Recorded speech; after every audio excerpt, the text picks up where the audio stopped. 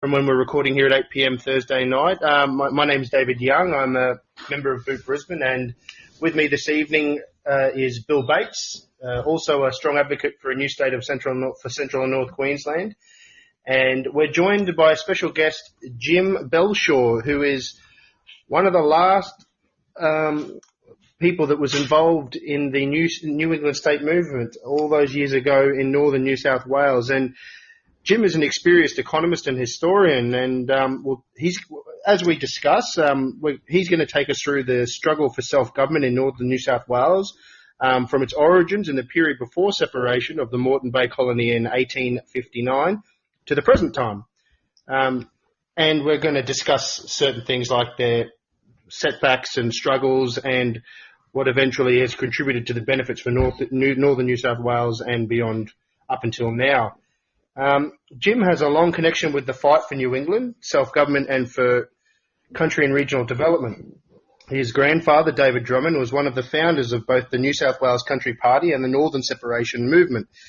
His father, also Jim Belshaw, set up the Regional Councils movement at the end of the Second World War. He concluded that Sydney would never give real power to regional councils. Disillusioned, he turned to other ways of achieving decentralisation. The movement he created became the reborn New England's New State Movement. Jim became involved with the New England's New State Movement at a personal level when his grandfather asked him to act as an usher at the 1961 convention that launched Operation Seventh State. That's a great name. The campaign that led to the 1967 New South Wales plebiscite. At university, he helped set up the University of New England New State Society and became the society's representative on the movement's executive. Jim has an honours degree in history from the University of New England and has a master's in economics from the Australian National University. After completing his honours degree, Jim joined the Commonwealth Public Service as an administrative trainee before working in Treasury and the Commonwealth Industry Department as a professional economist. Jim then moved to the private sector, which was predominantly focused on in the high technology sector. After working as a consultant and manager of consulting practices and as a CEO of a specialist medical college, Jim chose to focus on writing and on his major history projects, including a history of northern New South Wales, which leads us to a very warm welcome, Jim. Thank you very much. And not only are you an avid history buff when it comes to all things regional New South Wales, you've got your historical links there through the family as well. That's true.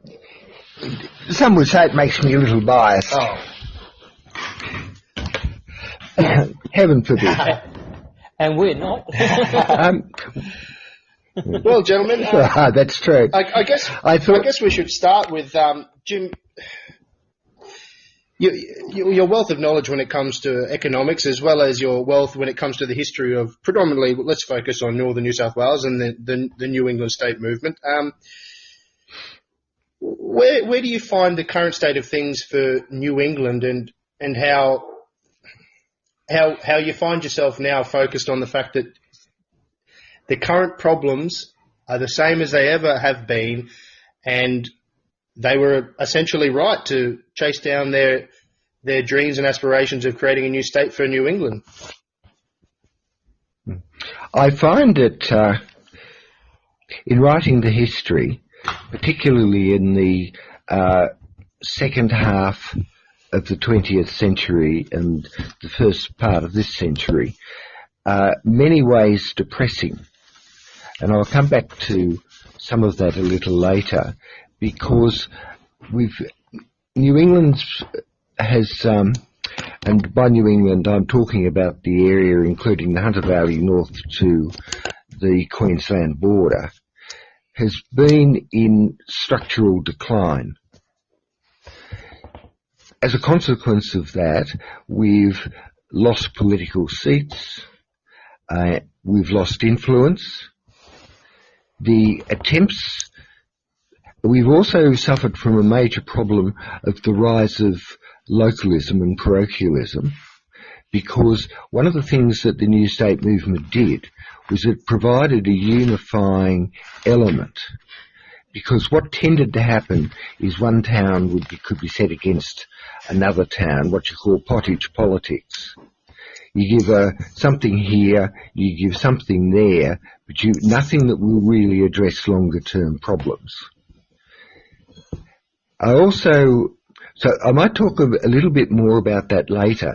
Perhaps, though, if we go back briefly into the 19th century. Well, you go where you would like to go, because Jim. We're avid listeners where we need to be. Because the separation movement in northern New South Wales is directly connected with the separation of Queensland, and then later with the attempts inside Queensland to achieve self-government for individual areas. So Queensland, we go back to 1851. 1851, you had the separation of Victoria. Now, that was driven by the merchants of Melbourne and also by an irascible Presbyterian clergyman who's a famous figure in Queensland history, John Dunmore Lang. Lang worked for and was successful in gaining the separation of what is now Victoria. He then turned his attention to Queensland, or the Moreton Bay colony. He was successful there too. He became the member of the New South Wales Parliament for Moreton Bay. Now, when Moreton Bay was being created, there was a debate about the southern boundary. Should the boundary be in where it is now? Should it be further south? When the first new state meeting was ever held in what is now northern New South Wales, Queensland, was held in Toowoomba, when the pastoral interests from the Clarence, the New England, the Western Plains, Darling Downs, gathered together to argue the cause for separation. Now, and at that stage, the northern districts stretched from the Hunter Valley to Cape York. Now, the interesting thing there, without going into too much detail, is that triggered a big debate across northern New South Wales, across the area I call New England, about whether to join Moreton Bay, whether to have their own state. When it became clear that the boundary line was going to go along where it is now, that's when it turned into the first movement for separation in northern New South Wales. And again, John Dunmore Lang, who had a vision of Australia as a republic with multiple states. John Dunmore Lang actually became the member for Clarence. So he'd been member for Melbourne, he'd been member for Moreton Bay, he's now member for Clarence, and is campaigning to create a separate colony in northern New South Wales. So basically he was the ultimate agitator. He was indeed. And he's a very important figure in the history of Queensland, although he would not be happy at what the results were, because he saw it as a process, not as something that would forever be fixed in, the boundaries ever fixed in stone. And we remembered him justly I just remembered, gentlemen, that it was Lang Park is now Suncorp Stadium. It was named after him. I just remembered that. There you go. Now, one of the things that happened in the fight for those who were for and anti-self-government or creation of northern New South Wales as a colony, Those who were anti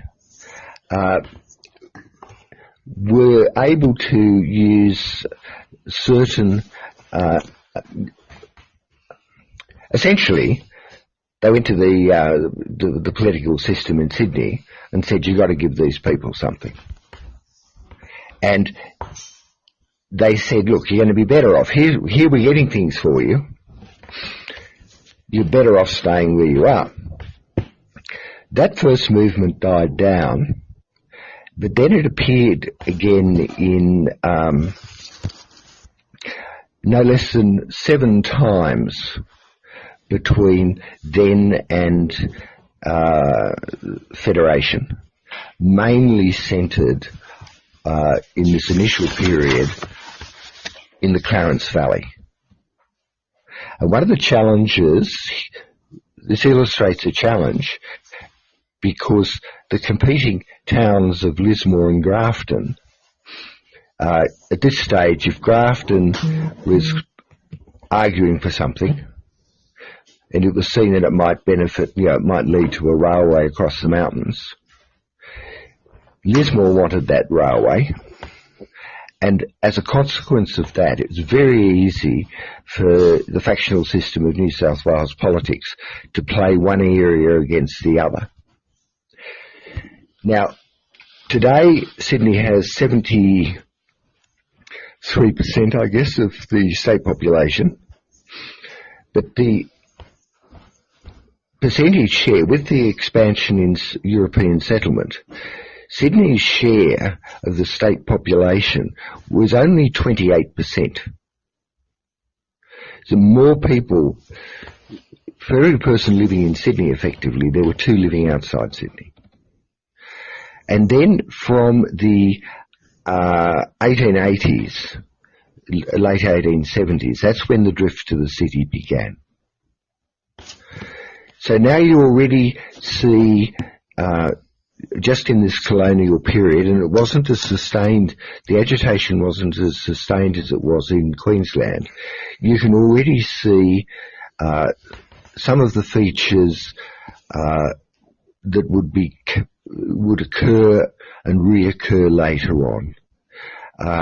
The centralisation of authority or power in the capital city, a political system based upon a total state whereby people were able to play one area against another area for short-term political gain, promises of development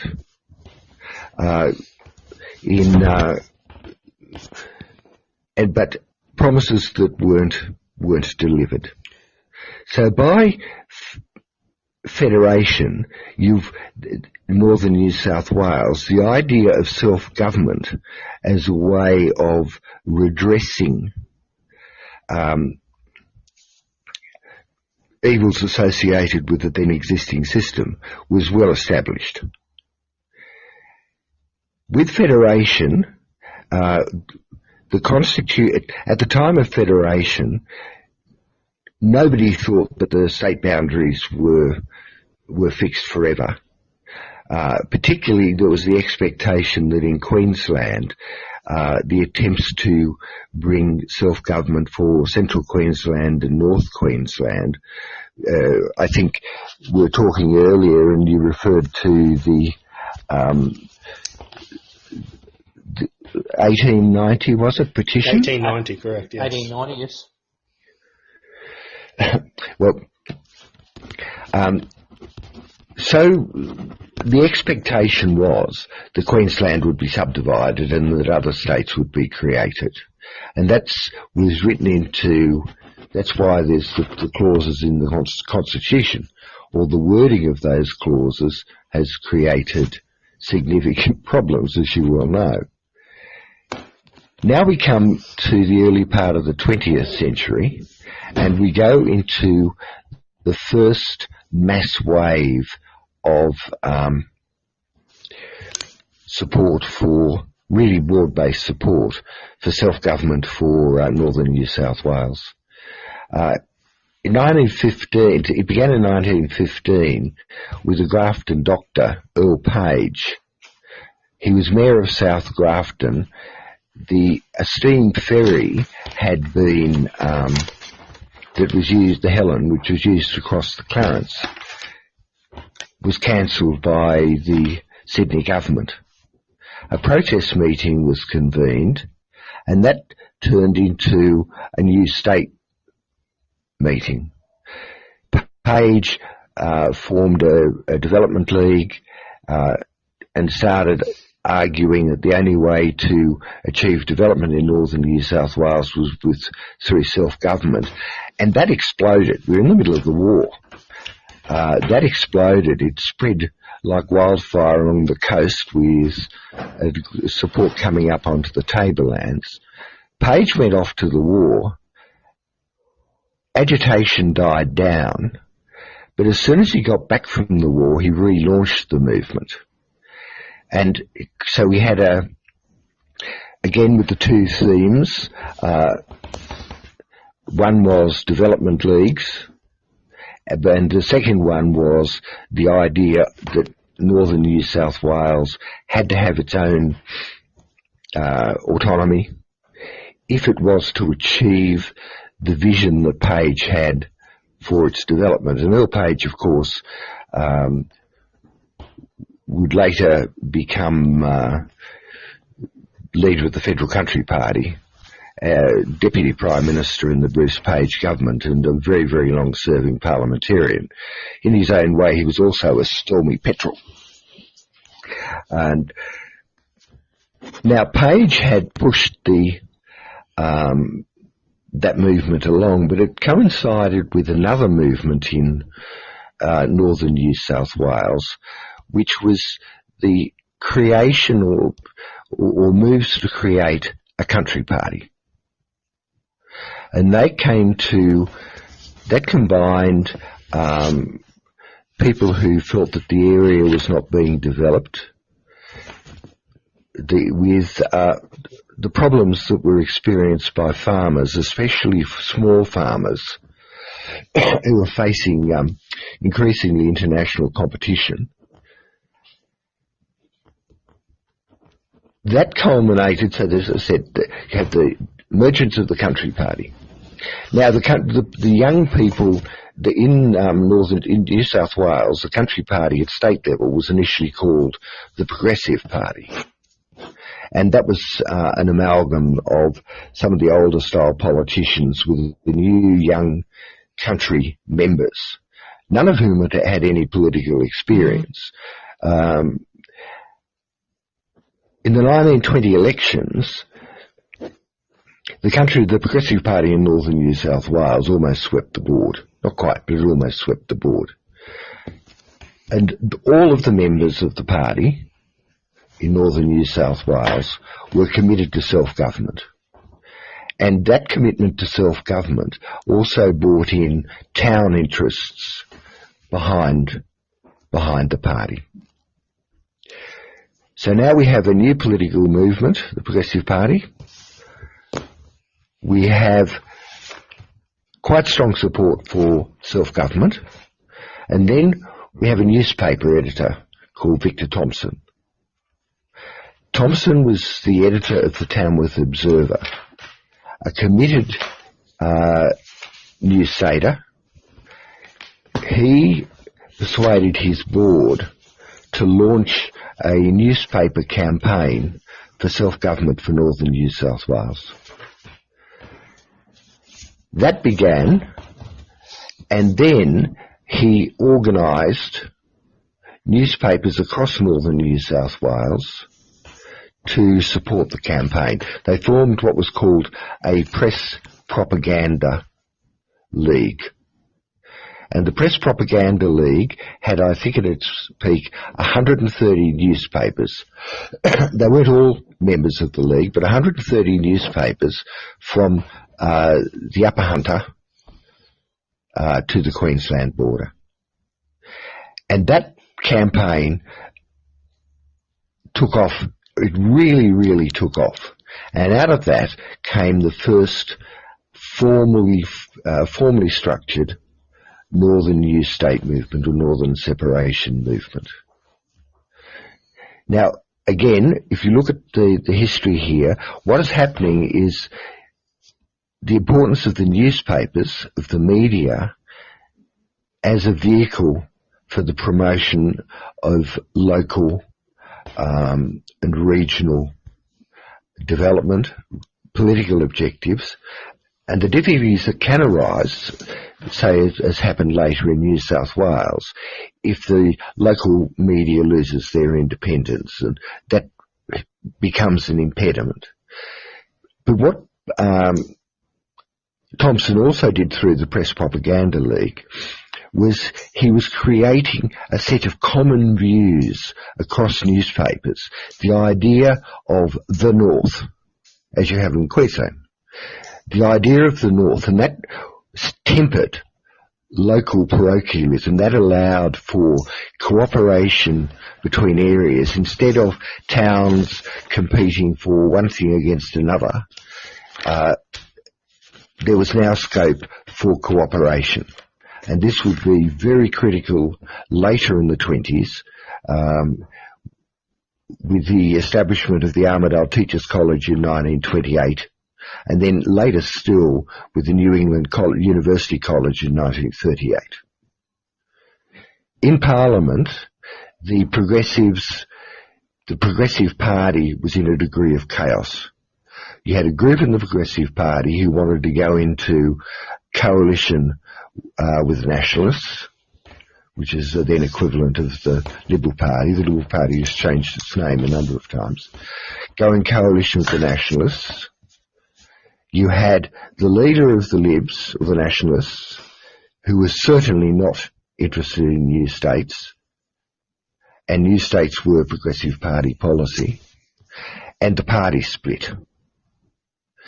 The coalitionists went into an arrangement with the Nationals, and what were called the True Blues in country party hagiography. The people like Drummond, Bruxner, Vincent, they held out, and they would become the country party. Now, they were that group. It was very easy. It was easier for them to support self-government than it was for the others. We have a problem, first of all, with the Labor Party. In the period straight after the First World War, the Labor Party adopted a unificationist platform. It lasted until the 1970s. Now, a lot of people in the Labor Party, including John Curtin and Frank Ford, did support, were cautious about the centralisation of power in Canberra. They recognised that certain things that the Labor Party wanted to do might require constitutional change to bring greater power to the Commonwealth. They were concerned, though, that it would just be creating another dominant centre. You now have two competing sets of ideas. You've got one set of ideas saying what Australia needs are provincial councils, and a lot more of them, and a second set of ideas saying what Australia needs are new states, by which were meant sovereign states who could not, unlike local government, simply be abolished or altered by central fiat. Down in Sydney, the tensions are becoming greater. And ultimately, what happens is the Labor government falls, then Labor government falls. The Nationalists go into power with the support of some of the coalitionists. The Country Party is sitting on the crossbench, or still the Progressive Party, sitting on the crossbench. And then there are a series of events which come very close to bringing the fuller government down, the nationalist government down. And one price of the Progressive Party support, not form a coalition at this stage, but support for the fuller government, was a Royal Commission into new states, the Cohen Commission. This guy that's talking is like a historian. So prior to that, we've had buck shifting that would be familiar to you, really cool, where each time you said new states, they said, oh, that's a matter for the Commonwealth. They called members True Blue. And when you go to the Commonwealth, they say that's a matter for the states. There's been a lot of pressure, because Page is now Deputy Prime Minister. There's been quite a lot of pressure on the federal government to take action to intervene. But it kept on coming back to the starting point that at the end of the day, you have to go, if you don't have the support of the state government, or at least the tacit compliance of the state government, you're in trouble. So they've got their new States Royal Commission, the Cohen Commission.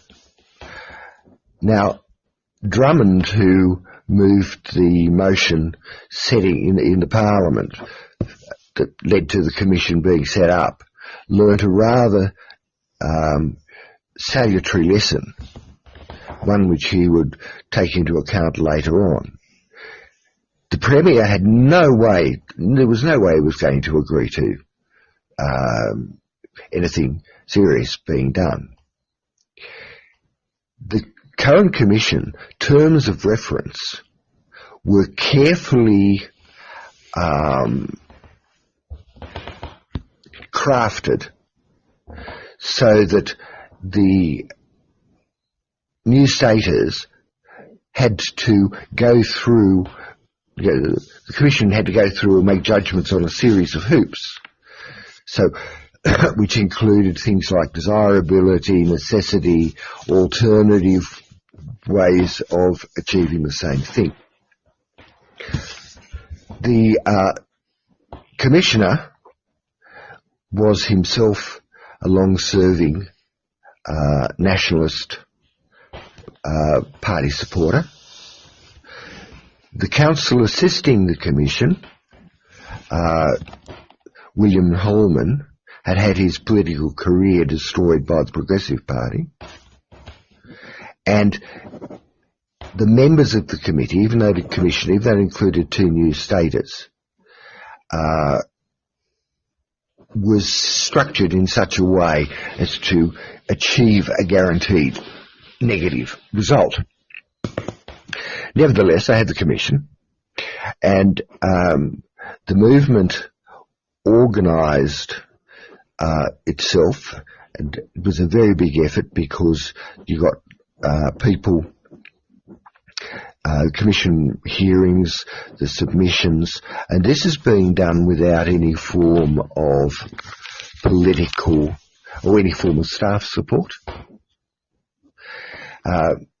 There are also some funny scenes because at some of the commission hearings you had Page drawing from Commonwealth Treasury figures because he's the Treasurer, and you've got the idea of Commonwealth Treasury officials providing information to oppose State Treasury officials. So it was quite an interesting thing. Now, out of that, the Commission concluded that new states were neither necessary nor desirable. It concluded that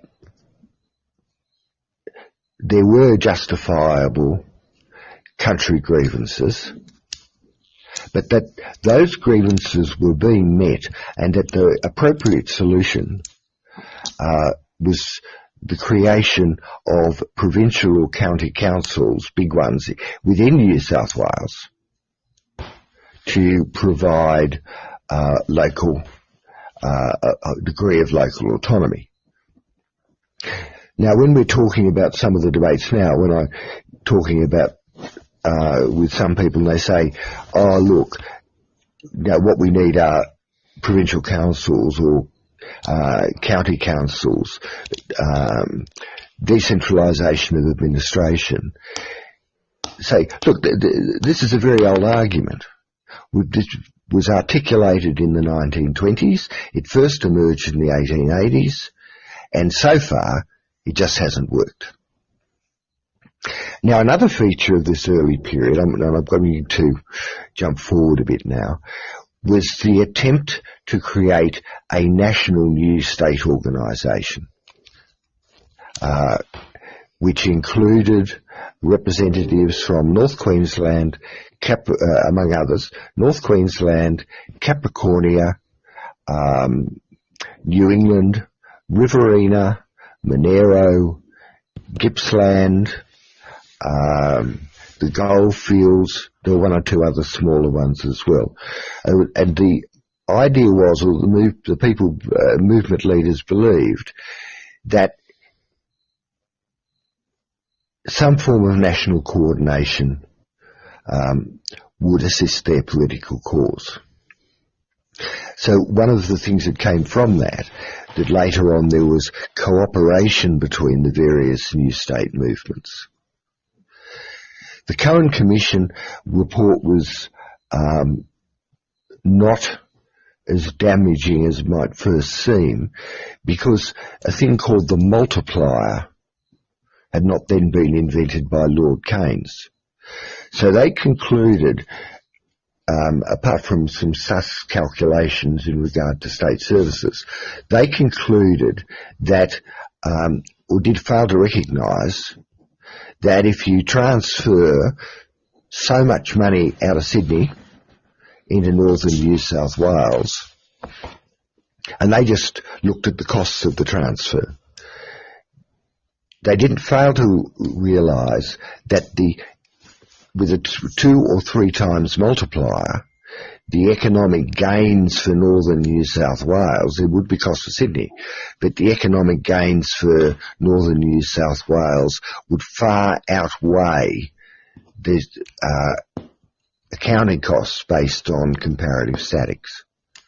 The movement was exhausted and collapsed. Well, not totally collapsed, but it went into recess. But the political leaders then started, or the leadership of the movement, including the political leadership, then started looking at what was called the functional approach to new states. And that is creating the infrastructure that is necessary to support a new northern state. And they're also now cooperating. So out of that came things like wool selling at Newcastle, which was forced through against the opposition of all of the wool-breaking firms. It helped with the New England National Park with Dorrigo. It helped with the creation of Armidale Teachers College and the New England University College. And the New England University College was specifically intended to be the University of the North. I should pause here. We'll make this, because I'm probably going into far too much detail for you. It's all very interesting. It's all very interesting, and it's all, I couldn't help but think, but just before, it was about 15 minutes ago when you were leading up into the earlier part of the 20th century, that you started using terms of people from 1880 onwards that they were forming development leagues, and they were wanting more autonomy, and they were sick of the promised politics and the not being adequately developed, and then you lead on to the whole. Then you led on to Lord Keynes, I believe you said, of the multiplier effect, where more bang for buck is created when the investment is taken away from more centralised and populated areas and invested in the regions. It's just economic. It's more economically viable to have more return for the general populace at large, and better for that community. And it can't help that it defies belief that we are here in a place like Central and North Queensland, and still no doubt from where you are in Northern New South Wales, that this was 130 and 40 years ago. Yes. One of the reasons why I say history is important, even if I perhaps provide too much detail, is because a lot of the things aren't new, and a lot of the things, the arguments have a habit of being repeated. I've been through every no argument. I'll get onto a couple of the yes ones later on. I've been through every no argument, and there's a pattern of, and the Cohen Commission said, we're going to have regional councils, county councils. That never happened. The Cohen Commission said, accepted that the country had been disadvantaged, but that was being addressed. Well, it really wasn't addressed in any coherent way. Now, another lesson from this period, which will be repeated later on, is it's very... The ability, or one of the gains from separatist agitation, is that it forces people to actually take into account needs and grievances in areas. And a second of the gains is that it articulates new ideas and provides a base for new types of economic and social action. But I'll pick speed up. We now come through, we hit the Depression, and all of a sudden, new state agitation surges. The movement's relaunched again by Page at a speech in Glenray in 31. And the branch structure and the membership literally explodes across northern New South Wales. And a parallel movement in the Riverina, led by Charles Hardy, also emerges. Now, there's a whole lot of interesting history in here, but the bottom line, just from the viewpoint of our present conversation, is that the Country Party was able this time to force another Royal Commission, the Nicholas Commission. That commission terms of reference drafted by Drummond. Drummond's the constitution writer for the New England New State Movement, drafted by Drummond. This time were very, very carefully drafted to get a positive result. So there wasn't a question of were new states a good thing or a bad thing? The specific requirement was to draw up boundaries. It was a boundaries commission to draw up boundaries for areas in New South Wales suitable for self-government as states. And this guaranteed that there'd be at least some positive result out of it, and indeed Nicholas concluded that 3 areas of New South Wales, or New South Wales should be broken up into, or could be broken up into 3 states, and recommended plebiscites, referendums be held. Now, again, we have a situation where the movement is becoming absolutely exhausted. It had been a huge effort. The Depression has eased. Agitation has died down. Now, the movement did something during this expansion that would come back to haunt it. The Country Party leadership, all new staters, have a problem because you've now got a whole series of new political movements coming through. So they actually combine the Country Party and the new state movements to form the United Country movement, which is initially very, very successful. That gets lots of people into Parliament, but it types the New State movement as being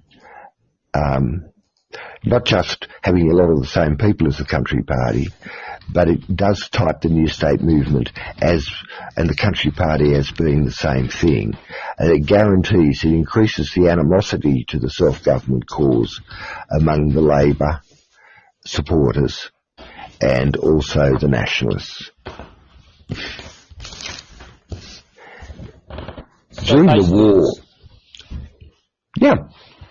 so basically, sort of, what we've tried to do as Boot Brisbane is stay apolitical, so we can at least approach all political parties. But what we find with that is, well, the Labor Party has no interest, and same with the Liberals, because they still want to keep holding power in southeast Queensland. So we're stuck with just talking to the miners.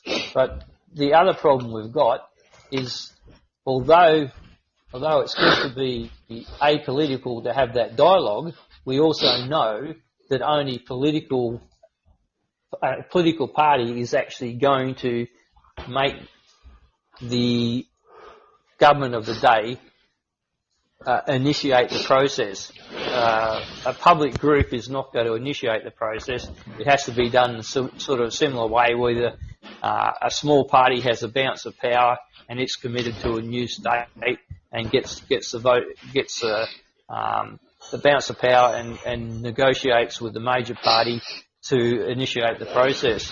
And I think that's one of the real difficult things now. Yes. One of the challenges, it can be a difficult, in a practical political sense, it can be a difficult balancing act. Because you can be damned if you do and damned if you don't.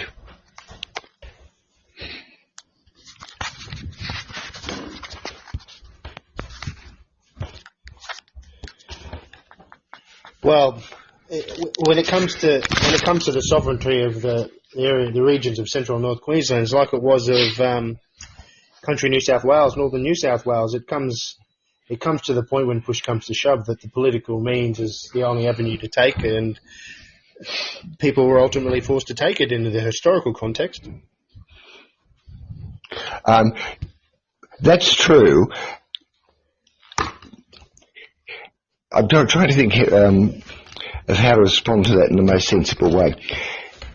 At the end of the day, what happens with political parties is that they create divides which can make cooperation across groups difficult. So you need to create, and this is what we were doing in the 60s, you need to create political pressures, not by supporting people who support you, but not by supporting particular political parties. It's a question of gaining popular support. That has always been the crux of it. How do you gain the popular support, and how do you sustain the popular support? Because we've already seen with the New England movement in the 1920s and 1930s how you get a rise and fall of popular support, but also how difficult it is for voluntary organisations with limited resources to sustain the political pressures. Just quickly, I'd like to welcome another person to the live guests, and Raj, would you like to say hello? Hi Jim, how are you? I'm well, thanks. Raj, yourself? Yeah, I'm finally in Northern New South Wales, so there you go. Originally in Amsterdam. Where are you phoning from? Pottsville. From? Pottsville, next to Kingscliff, Pottsville. Oh, yes, I know. Raj is originally from Cairns, Jim, and he's just recently moved down there, and He's a very strong advocate for a new state of North Queensland also. Oh, well, I'm glad why I'm calling, listening to Jim and all the history, it's really fascinating to listen to it. It's great. And I think hopefully this podcast then we can share and other people can listen.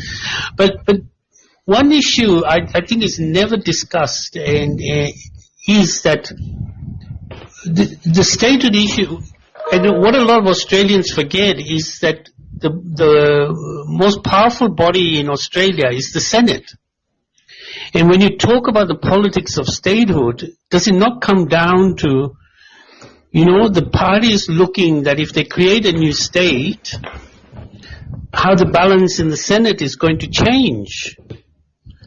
Depending on how many votes. I mean, you take an example now where I think, Tasmania, you have the senator from Tasmania, Jackie Lambie. Yeah, you look out of South Australia, you have the central, what do you call them? There's the two senators, I forgot the Centre Party. Central Alliance. Exactly, Central Alliance. Sorry, I'm my thought here a bit. But what I'm getting at is, so in the north, we have nothing to balance that. They have, control in the Senate and a lot of legislation is controlled by them. I mean, only today, if you've noticed, they're going to bring in a corruption bill, right? They're forcing a corruption bill.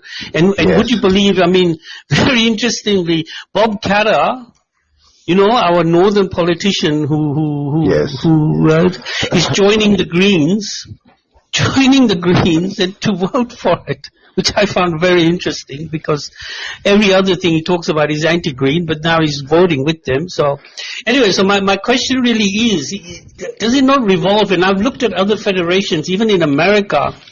I read somewhere, even there they have a huge issue about creating new states because there the Republican Party on average controls the Senate.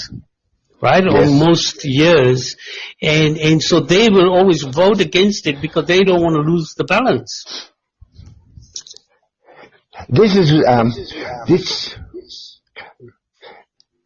I'm sorry, I was getting an echo chain.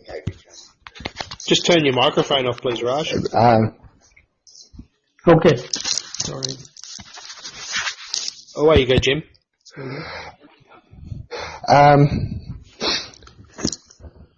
It is correct. One of the problems that we have, where you have strong political parties, it creates a difficulty in achieving things which totally depend upon cross-party support. And there's not an easy answer to that. But I think two things. One, that I'm getting some music. Raj, is that you and your Indian fellows? Raj, you there? Yeah. Sorry, my whole system's going crazy. Yeah. Sorry about that. That's all right.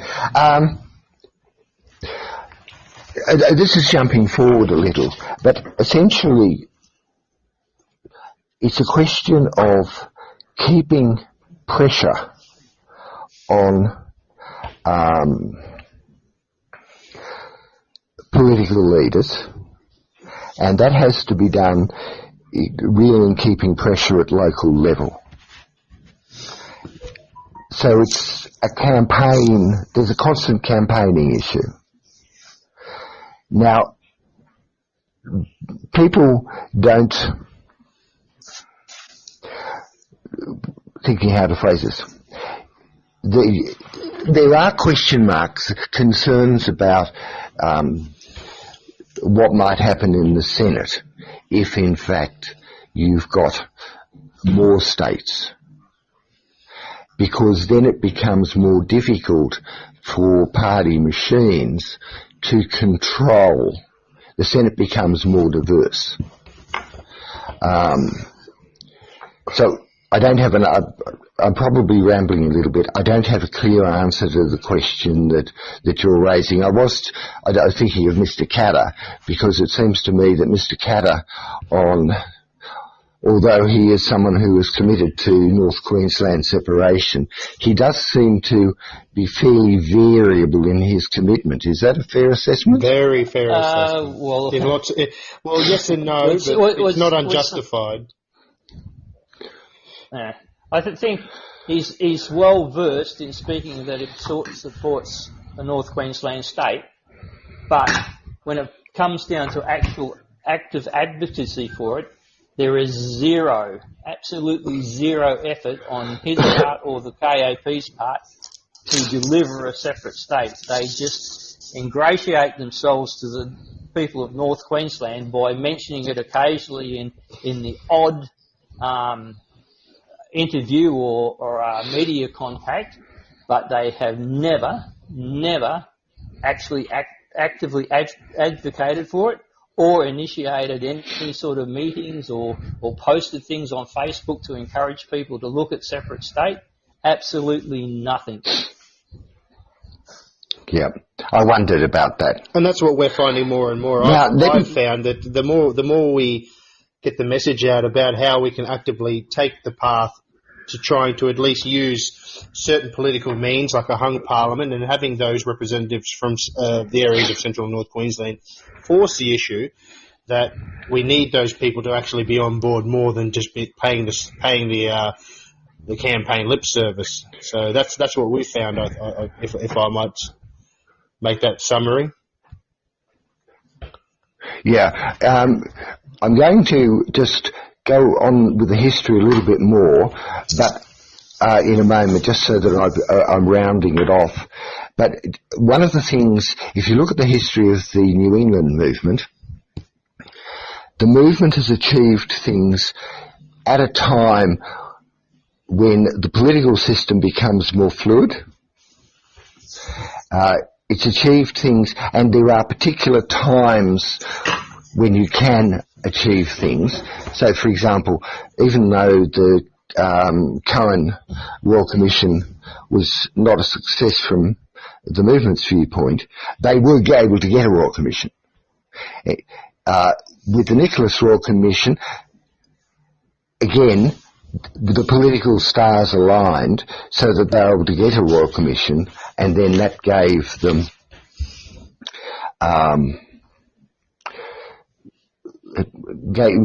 at least gave them formal recognition of boundaries.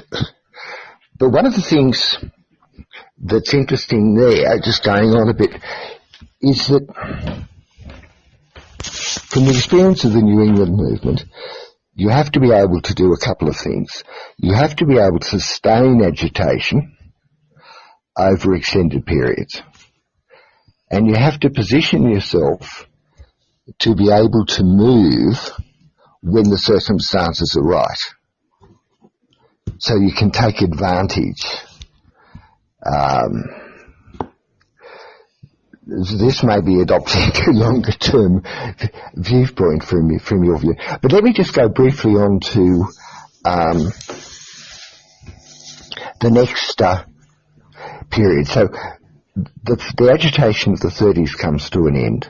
We come into the war. Post-war reconstruction, there are all sorts of new ideas coming through. My father, Jim Belshaw Sr., comes up with the idea of regional councils, and we've already seen discussion about regional councils, as a mechanism. And he starts campaigning across, visiting, writing to councils, visiting newspapers, conducting public meetings to set up a regional councils movement. And then that leads in 1948 to a big conference in Armidale on decentralisation. And what happens is that by then, the regions as defined are too small. There are no powers being given to the regions that would allow them to do anything. And that turns into a reborn New England New State movement. And this time the movement does two things that are different. First of all, it goes back to being non-party political. Of course, if you're agitating for separation, that's political. But it goes back to non-party political to try to reduce the pressures, or to at least mute. Yeah, that's right. But the second thing is, it employs staff. Now, it doesn't have a lot of money, but it still has a solid parliamentary base of support, and it's got enough people who are prepared to put up cash to fund at least part-time staff. And that means that from that point, the movement is no longer dependent upon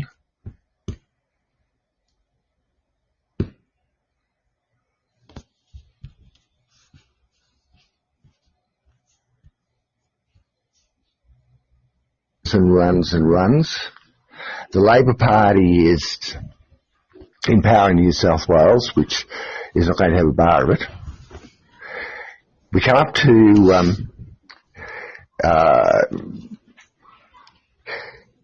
1961, and the movement has a convention in Armidale to extend Operation Seventh State. And this time they're looking for a large, the biggest kitty that they can get. So they raise 100,000. One of these people get promising to give certain sums of money over a 5-year period. So they get £100,000 committed. And from that point, and now we've got a strong campaign office in Armidale. They bring in Executive Director Gary Neal on to support Uri Hillis as the campaign director. And now we've got printing presses and, well, duplicating machines really, although we've got access to printing presses. And that then launches a really big-scale sustained campaign. So we're able to do things like mount car drives on Sydney. The branch structure is being developed, and this is when I start to become involved. Now, in 63, I'm trying to remember my election dates. They've already got a commitment out of both the Liberal and Country parties for a referendum, for a plebiscite. Then that is reaffirmed when the Askin government comes into power. That is reaffirmed. That's 1965. 65, yes. Yep. So it had been reconfirmed at the 63 election, it's reconfirmed at the 65 election. Now, the boundaries recommended by Nicholas, which the movement had in fact adopted, included Newcastle. And the reasons for that were that the railhead was at Maitland for the northern and the coastal lines. You couldn't logically put a boundary through the middle of the Hunter Valley, but they wanted the railheads, and they also thought that there'd be benefits, economic benefits, in having a more diverse economic base. Now, one can argue about that, but that had been adopted. A lot of people think that Askin rigged the boundaries. I think one of the reasons why he didn't, but one of the reasons why Askin was prepared to agree to it is that he probably thought it was going to be very difficult for the movement to win. Now, the movement had been working in Newcastle quite significantly. With the announcement of the Purdue, who for a long period was the independent mayor of Newcastle, was a strong New Statist. They've been lobbying the council and trying to build up support.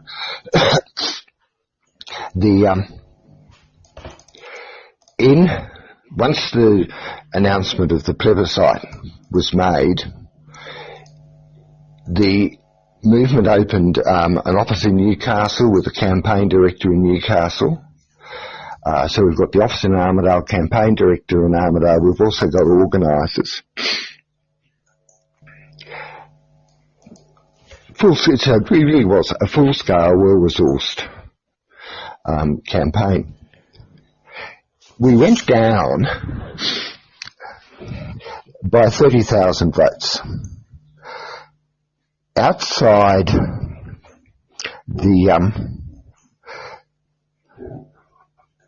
in the north, our yes vote was up to 72%,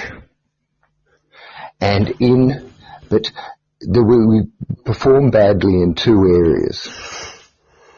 The first one were the milk board electorates, which were supplying milk to Sydney.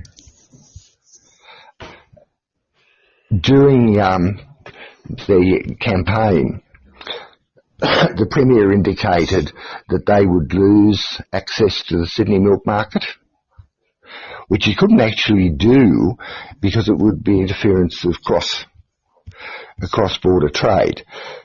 But it created a lot of consternation, and our yes vote in the milk electorates was dropped to 35%.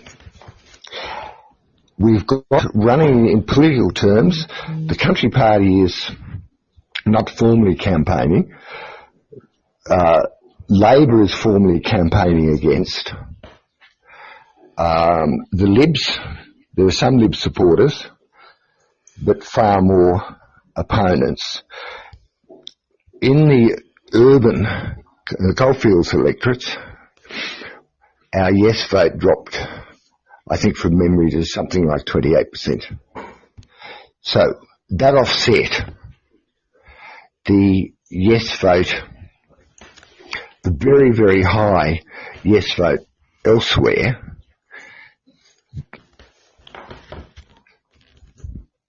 A problem. Askin considered that he considered he'd delivered on his commitment. So then there was the question of how would the movement respond? The Country Party people, while we still had strong support, the Country Party people, parliamentarians, were counselling patience, take your time. It's quite clear that the support had diminished in the Parliamentary Party, and that's when the movement made the decision. It did two things. It decided to redraw the boundaries to get rid of the no areas. The Askin refused point blank to have another Boundaries Commission, and so they weren't. So there was a problem there.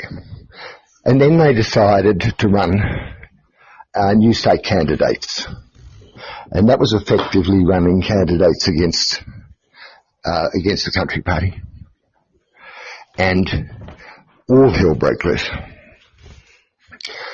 The base new state vote, in other words, the new state vote, where people would vote new state independent of political issues, was lower than the movement realised. People resigned from the Country Party. People resigned from the New State movement, and it became very, very personal. And essentially, at that point, exhausted, the movement collapsed. Yes, it's very disappointing, and it sounds like Ascot got the result he always wanted, in my opinion, and had the ability to just outright refuse everybody that was involved in the movement progressing any further. And I guess that is the times that we live in here in central and North Queensland, where the political games only ever to their own ends either hinder or help in whatever way helps the agenda best for whoever's speaking on the subject. And Lord knows, Bill would know, having to deal with most of the people who are politically involved in central and North Queensland, that sure, they might be inclined to possibly speak or be involved when it might serve their agenda better, but lip service doesn't pay anyone in central North Queensland any service. Yeah. The movement is starting to come back in that support has been growing again. When I started advocating, one of the things I found was that people had forgotten their history. You know, the automatic assumptions about people, about events, about cooperation, that had diminished. People simply didn't know. And as a consequence of that, it was hitting them with something new, a concept, not the concept that had been around and argued through, but a concept that was actually new to them. And one of the, thinking how to describe this, essentially we'd lost our history. And we'd also lost a fair bit of our culture. We'd lost the media structures that had supported the campaign in the past. So it becomes an education and a rebuild. There were 3 to 4 attempts from the 90s to start agitation, which had some impact. When interest really began to grow again, and it's a slow process, when interest really began to grow again, we're going to wrap up. It came from the Lower Hunter. It actually came from Newcastle. And the trigger, or the biggest trigger, were the way in which 1.3 million of coal royalties was not benefiting coal mining areas. And for the first time, the Herald and the Newcastle media started carrying New State material. But it's been a slow process. But now, can I pull some of this together by just giving you some take-home messages? Yes, please do. And we should probably start wrapping up, because it's been roughly an hour, and I'm sure all of us are dreaming of pillows, soft pillows, and comfortable beds. But go on, Jim. Okay. First of all, people don't understand the practical impediments in an administrative and policy sense to the that can affect or adversely affect country areas. And it's not necessarily sins of commission, but sins of omission. For example, the concentration of government services for efficiency reasons in particular localities. They need to have that, my feeling is they need to have that explained to them. The second thing is that while the movement campaigned, in a sense, much the same type of arguments that you're using, it's important to have positive elements in the campaign. It's important to get people talking about issues. But the third thing is, and this is a difficult one, or a particularly difficult one, it's very difficult to straddle. The New England New State Movement Facebook group has people who range from the far left to the far right. So we've got Greens, for example. And you have to find a way, in your messaging, find a way of unifying or combining. Perhaps the most important thing, is that when I look at what's been achieved in northern New South Wales, for all the failures, the New State Movement has been the biggest single source of gain for the region or for the area. And this has been very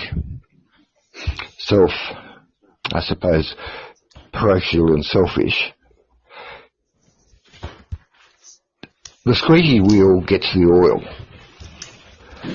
So that regardless of whether one wins or loses in some of these things, and it provides immediate gains. Universities, teachers' colleges. So in campaigning on the grievance side, and in trying to articulate on the positive side, it really is worthwhile just keeping on going.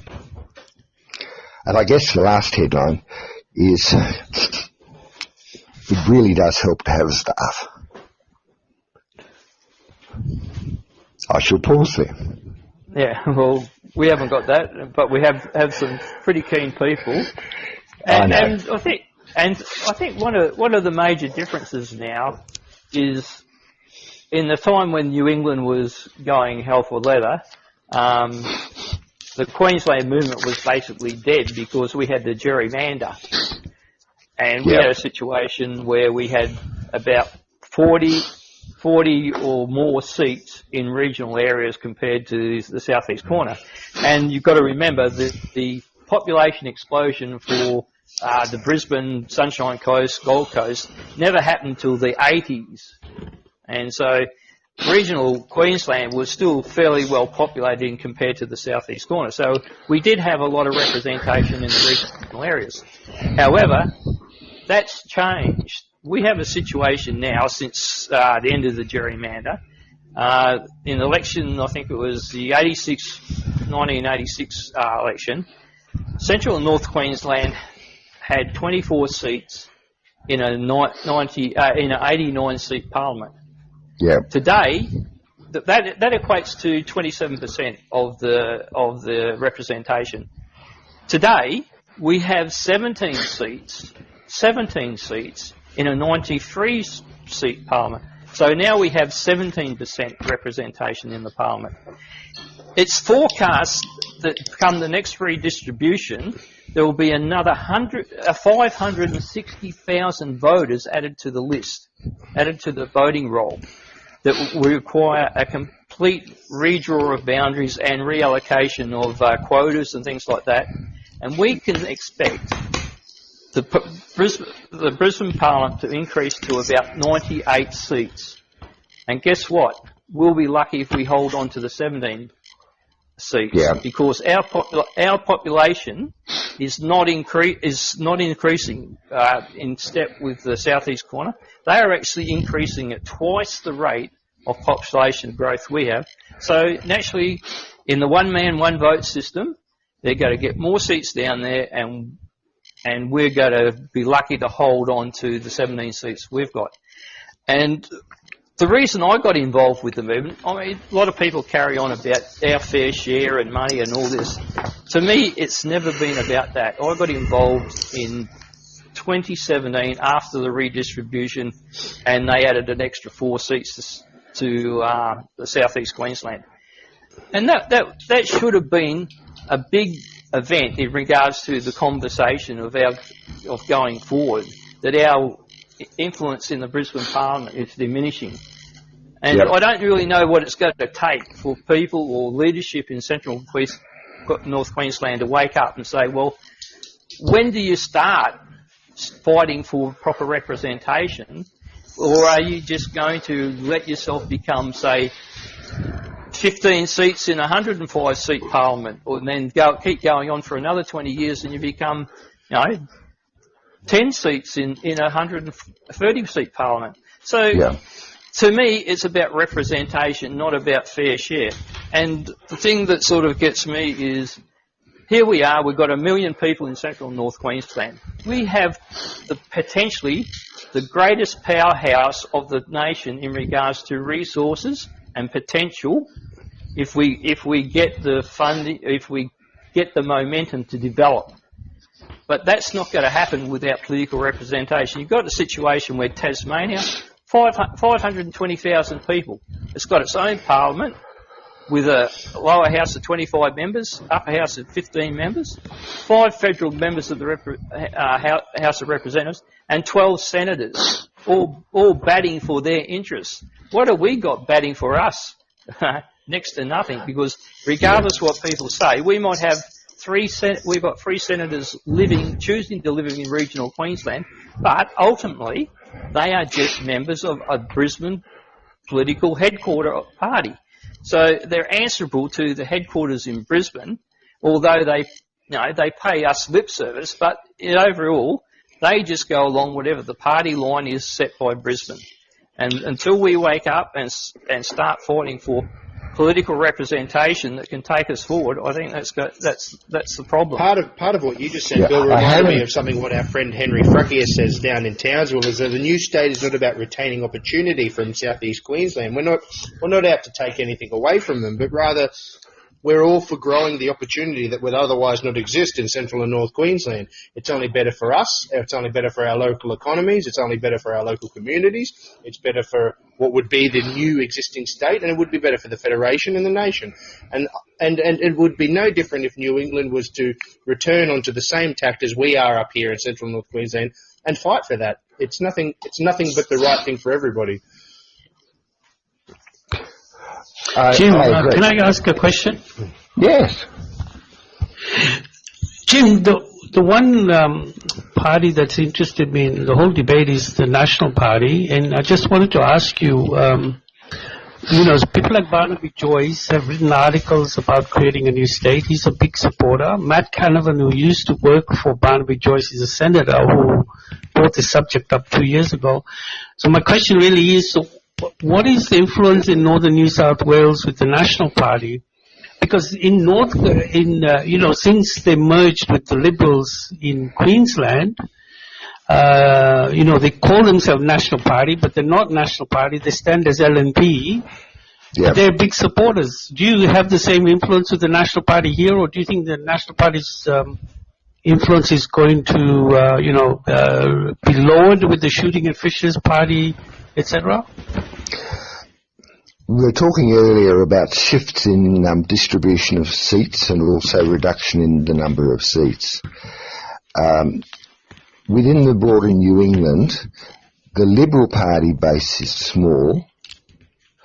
There is a Green group which is concentrated in the Northern Rivers. This is indirect, but I will come back to your precise question. The Labor Party is actually articulating some of the grievances, but their seats are particularly in the lower Hunter. The National Party came very close to being wiped out by the country independents. So a huge swathe from the coast right across through central New England was held by independents. That independent tide has receded, and the Nationals have returned to more or less, this is traditional national heartland, Northern New South Wales, traditional country party heartland. The support by the party for new states, or by, can best be, it's lukewarm. And that is one of the issues in some of the talking I'm doing, I'm playing down, we're talking about the need for cross-party support. So Barnaby Joyce has certainly talked about more states, a New England state, and I think that's genuine. But it's not. We don't at the moment we're not as far advanced as you are at the present in terms of campaign structures. We don't have the strength to force. Well, we get individual wins, but we don't have the strength yet to force parties to take us seriously. So putting that together, I think that the National Party is potentially, there's still support there. Among National Party members, particularly inland, there's definitely support there. I mean party members. But we've got some way to go before we turn that back into an effective political tool. But I don't think it's impossible. But with reason I bring it up. With New South Wales, isn't it now really that the National Party is so aligned with the Sydney Liberals that a lot of people in the country perceive them as sort of pseudo-liberals anyway, and that's why the Fishers and Party and other people are sort of taking to stick to them in some electorates, especially over issues like when New South Wales Liberals pushed because of a TV show on the ABC, the government of the day, I think it was a bad government, went crazy. Oh, we're going to get rid of the dogs sort of thing because of the cruelty. And then the National Party supported the Liberals in that stance and really upset a lot of people in regional New South Wales. And then they did the same thing again when they tried to, made a directive of amalgamating the councils. So thought the National Party would have been sort of trying to calm the Liberals down, not to be so aggressive on the country party issues, but they didn't seem to stick up for their traditional or grassroots supporters. There is in New South Wales, inside the National Party, there is a very strong view that the party, and indeed the party has been doing this, that the party has been too subservient to the Liberal Party. If you look at what John Barilaro has said, the Deputy Premier, the leader of the National Party, he is very much pushing an independent line. Adam Marshall, who is the Minister for Ag and our local member, while he is a good, he works within the coalition, he is quite prepared. He's quite prepared to take a country line. So, for example, in New South Wales, when the Northern Tablelands wasn't getting COVID-19 information, and the Hunter New England Health people said it was inappropriate to provide that, and we were showing stats which has relatively high COVID numbers in the district as a whole, but that's all down in Newcastle Lake Macquarie. And now in that case, Marshall intervened and forced the supply of information.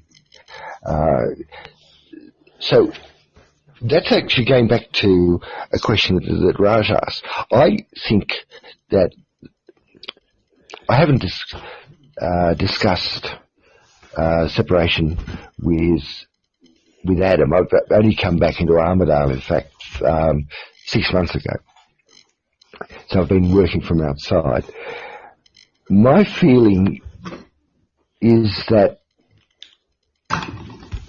he certainly knows my views, I should add. We've had email exchanges. My view is that there is scope for people like Adam, if we can articulate it properly. I'm a little bit less certain of that on the coast. You were talking about demographic change in Queensland. In the 1980s, from 72 through to 1990, the coast added something like 800,000 people. Whereas inland New England had been roughly in balance with the coast. Suddenly, the coast is in demographic terms dominating, and that huge influx of people during a time when the movement wasn't campaigning and wasn't keeping the message alive. You've got you've got hundreds of thousands of people who have no historical memory at all and who don't identify with the North, who may identify with a particular region or particular locality. And there's a rebuild required there. The significance of that for the Nationals is that the coastal Nationals are under a different set of pressures and priorities. Now, some of the poorest electorates in Australia, poorest areas in Australia are now on the North Coast. And I don't think that at the moment the coastal members of Parliament are articulating or really know how to deal with that.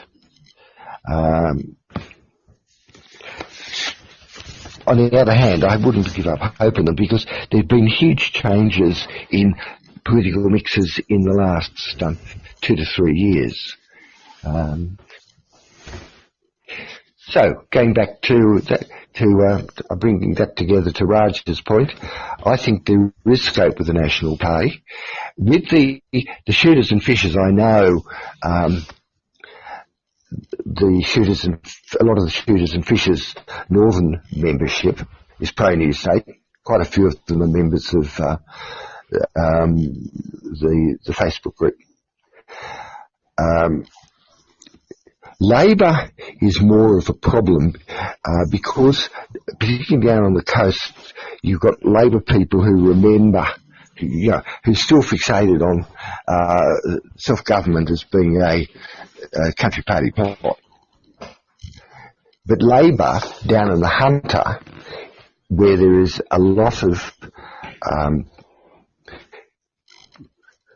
there are a lot of pressures around in the Hunter. For example, Fitzgibbon almost lost his seat this last election, or he didn't almost lose his seat. He had a huge to One Nation. That was a huge swing, and he's come out swinging about the need to recognise certain interests. It's fluid. I suppose I'd pull this together. It's fluid, and I'm not quite sure how it's going to. Work out. But I do think we were up on. We're past your. I don't have my watch in front of me, but we're past your podcast time. Yes, Jim, we've just been taken away by your great wealth of knowledge and expertise when it comes to the New England state movement and all these little nooks and crannies of the story that even myself I was delighted to hear, and thank you very much for sharing it. But you are right, it's 9:30 now, so does anyone have any finishing remarks they'd like to make before we close up? Just that I'd like to invite Jim to come back at any time and just come into the studio, and when we've got other guests as well, if he wants to add something to the conversation, it'd be well appreciated. And Jim, I'm in the coastal. Yeah. Sorry to cut in. I said I'm in the coastal area now, so get me started on a new state, and I'll go door knocking for you. All right, that's good. Now, are you a member of our Facebook group, the New England State Movement? I'll check. Maybe not. I'll join up. I'll join up. Raj was the founder of North Queensland Facebook page. Founder of the Yes to a North Queensland Facebook page. He was the founder of that. And thank heavens he's left Cairns and let us get on with it. And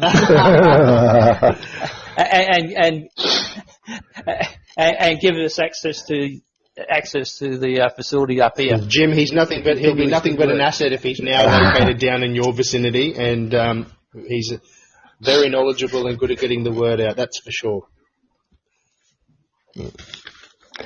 That sounds good. Just to be clear, I think if anybody was going to become the seventh state, it's going to be us first. I'm sorry, guys. Oh, yes. No. Form a queue. All right. Well, good evening. I guess that'll sum up the night, gentlemen. Thank you very much again, Jim and Bill and Raj, for dropping in a little bit later than when we started, but thank you very much. And thank you for sharing your great wealth and knowledge when it comes to the history of the creation of new states, especially the New England movement, and good luck with their campaigning down there in northern New South Wales. All right. Thank you very much. No worries. Okay, good evening, gentlemen. And just one more thing. We're changing the podcast to Wednesday nights. Just to be able to move it around so it's more convenient for people like myself and Bill and other people that we can get to tune in. Yes, it's most likely going to be 7 or 8 o'clock on Wednesdays. We haven't yet confirmed what the best time may be, but it's most likely moving to Wednesday nights if anybody is listening Friday or onwards. So we'll advertise that correctly on the Facebook pages that are relevant. And, Good night. All right, good night. Thank you again, Good gentlemen. night, Thank you, Jim. Great meeting you and great talking. See you, Raj. See you, Bill. And we'll talk soon. Good night. Cheers.